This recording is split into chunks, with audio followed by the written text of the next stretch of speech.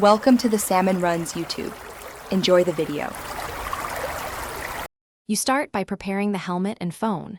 Power the helmet on, verify battery level is at least 50%, and open your phone's Bluetooth settings.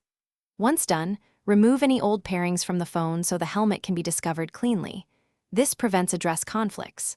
Next, visually inspect the helmet port, wiring, and speaker area for loose connectors or corrosion, because a poor physical contact often mimics Bluetooth failure. Make sure phone Bluetooth is set to discoverable and close unrelated apps that use audio.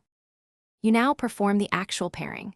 Reset the helmet's Bluetooth by holding Power Plus pairing for 5 to 10 seconds until LED flashes.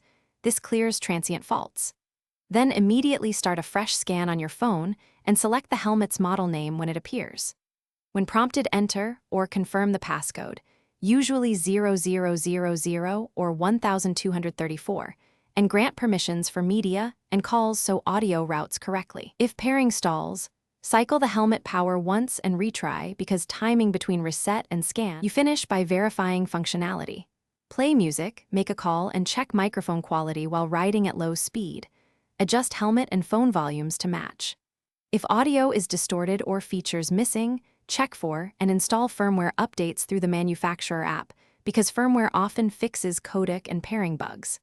If problems persist, try another phone to isolate the helmet, replace any detachable cables, and then contact support with your helmet serial and firmware version.